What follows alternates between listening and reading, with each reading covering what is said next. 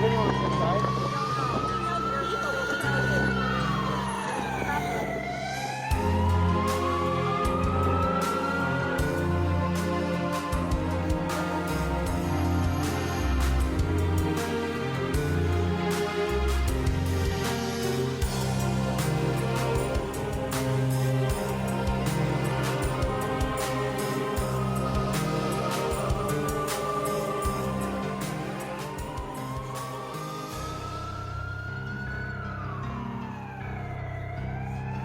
I thank you that no one was in this house when it blew up, God. And God, I just pray safety over these firefighters. Considering the gas line was hit 88 minutes before the explosion, it's a tragedy these firefighters weren't here sooner, because someone was in this house. In the house because of a deadly sin. What's important to realize is that anybody involved in excavation or damage prevention can commit one of the sins. It could be a locator. It could be somebody in the mapping department. Most of these sins are unintentional. But when two or more sins happen at once, the odds of something bad happening really goes up. Burning gas, a lot of times, is good. It's what you want. It's contained. You know where it is. You know what you're dealing with. You don't want that fire to go out before the source of the gas has been eliminated, before valves have been shut off. It's when gas from a struck line isn't ignited that it's most dangerous. The gas company's first responder to the scene in Topeka was taking a series of underground gas readings. What the first responder didn't realize was the main gas leak had actually occurred out at the main, and that gas had filled up the sewer line going to a neighbor's house. We see in Topeka that 88 minutes went by from the time the line was hit until there was an explosion that killed an 81-year-old woman inside the house. What happened during those 88 minutes? Perhaps the most common of all the deadly sins. Negligence. But first, the other 6 deadly sins.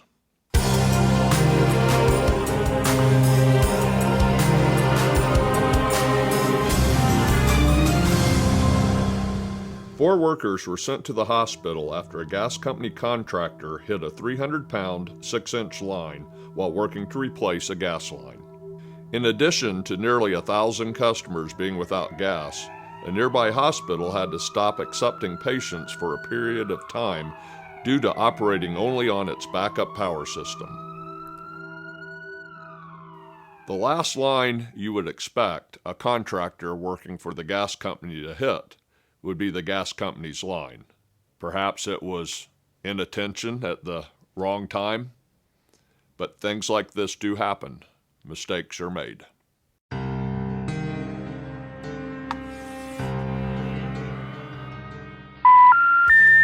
We're sorry. Due to network difficulties, your call cannot be completed at this time. Please try your call again later. This machine was working on a road project when it severed fiber and copper cables over a span of 200 feet. The accident disconnected phone and internet connections for thousands of West Lafayette residents, as well as knocking out many local cell towers.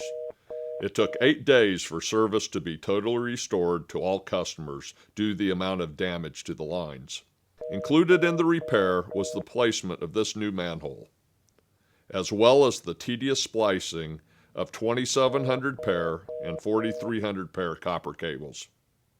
Technicians were required to visit the last of the homes restored, as earlier efforts targeted the repair of bundled circuits where many homes and businesses could be restored at once.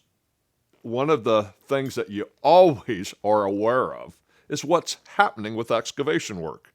Either it's doing what we want it to do, or something's gone haywire. And to not notice 200 foot of fiber and paper copper cable and regular copper cables being destroyed, it's a case of detachment.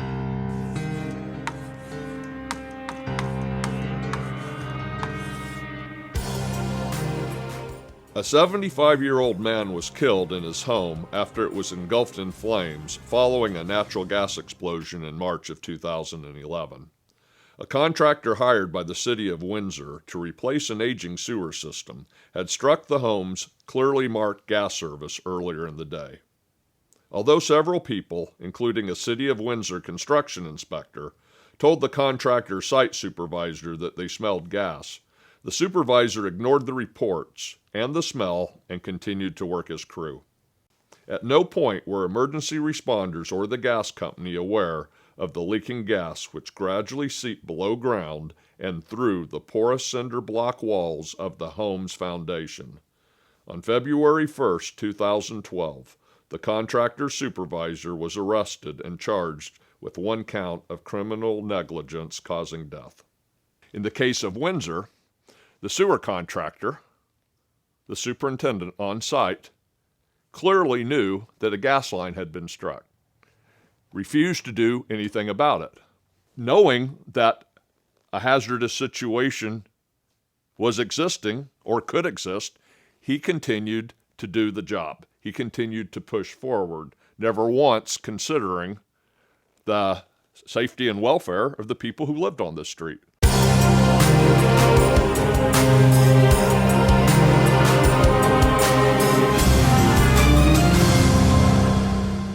The gas leaking at this location that caused the accident was a result of a contractor working in the street that was drilling under the street with a pneumatic hammer, basically. They call it a bullet. And they were working under the street so they didn't dig up the street. And as they sent the hammer across underneath the ground, it pierced a gas main. The gas was leaking underground for some period of time. We don't know how long a period of time it was. We don't know when the actual accident occurred. We don't have the time frame on that. But the gas underground seeped into the storm mains and backed up into some of the houses here, and as a result there was an explosion at number 52. The resulting explosion and fire leveled a townhouse and damaged a house next door to the degree that it was condemned. Another damaged house would not be occupied for months. In addition, other nearby homeowners suffered broken windows and cracked foundations. The local fire chief said that the disaster could have been much worse if not for the evacuation which began immediately upon his crew's arrival. 2 firefighters suffered significant injuries in the explosion as they were going door to door to evacuate residents. 2 gas company workers already at the scene before the explosion were also injured, but did not leave the scene until they had helped shut off a gas valve which might have prevented other explosions. Well, the contracting company installing the conduit had a ticket. They called it in on December 28th. But the gas company wanted them to narrow down the location for which they were digging. The contractor then contacted the gas company's locator, and they met out on site. When you call for a meeting, a joint meet, when you go out to the site with the utility company, the locators, and you discuss where things are going to take place, where you're going to dig, what your plans are, sometimes what you say and what is heard, they don't mesh up. The gas lines could have been located. The excavator could have worked safely around those located gas lines. Didn't happen.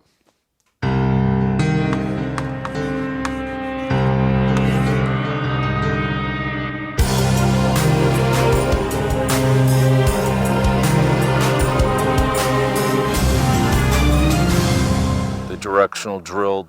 They set up their machine down the street and they drilled almost 1,000 feet in one direction, and then they would connect a reamer, open up the inside of the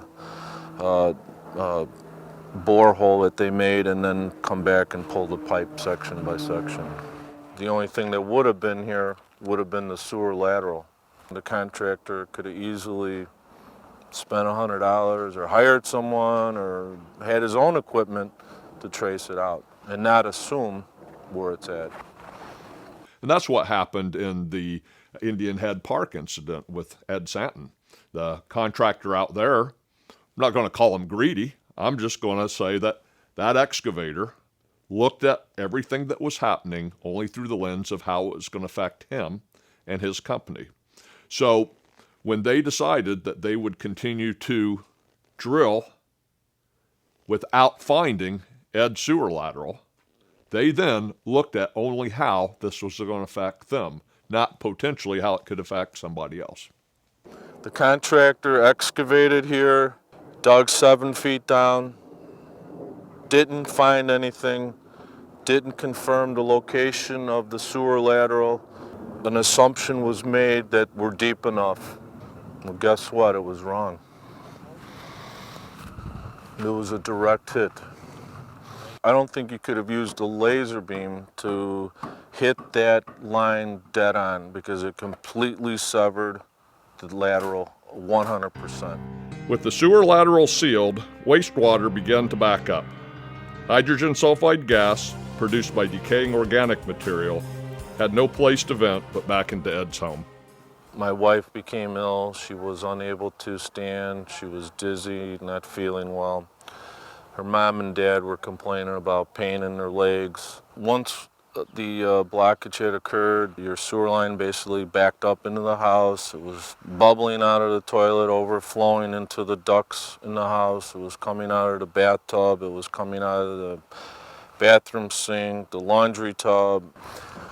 So in the process of them coming out here, I decided to take some photographs and keep an eye on what they're doing. They made it obvious to me that they didn't want me to see the blue water main that hit my lateral. Well, I decided to get up close and take some photos, and I physically looked with my own eyes to see what the problem was. But they were in a hurry to finish the job and get out of here without me seeing it. We were living in a hotel for 2 months.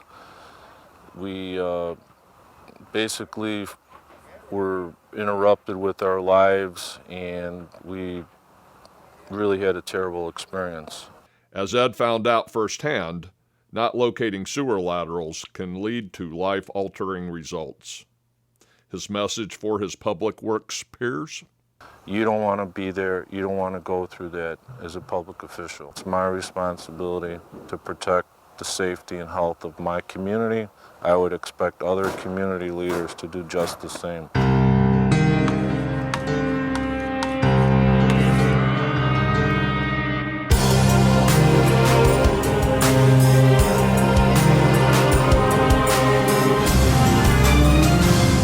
Two men were transported to a Sioux City hospital with burns and non-life-threatening injuries after they struck a 24-inch gas transmission main while placing field tile in a farm field. The line strike caused an explosion and a massive fire which could be seen from up to 14 miles away. In addition to facing a $439,000 suit from the owner of the pipeline, the contracting company also received a civil penalty from the state of Iowa for not notifying the one-call system before excavation.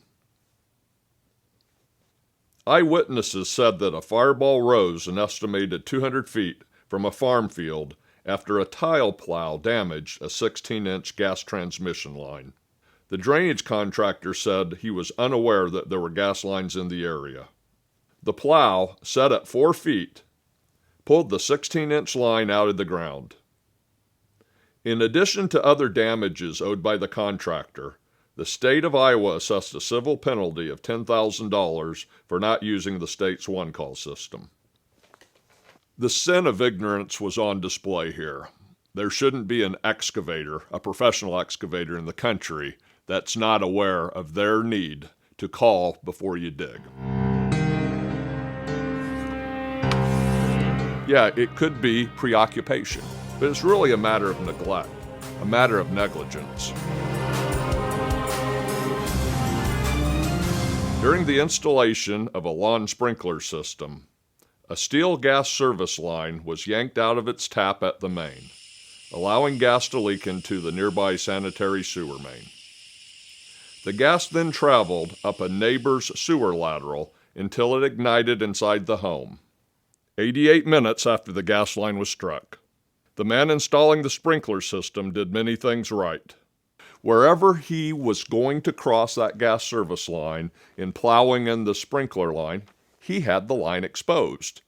He let his equipment get away from him. It's an accident. Stuff like that happens. He thought that the gas was leaking right there where he hit it. But 10 foot down the service line where it ties in the main, that's actually where the grazed amount of gas was escaping, and it went right into the sewer line. So what does he do? He calls the number on a locate flag. That call went to the contract locating company for the gas company. He was placed on hold 17 minutes. He then calls the one call. Here's a pre-recorded message that says, if you damage a utility, contact the utility directly. Let's look at the timeline here.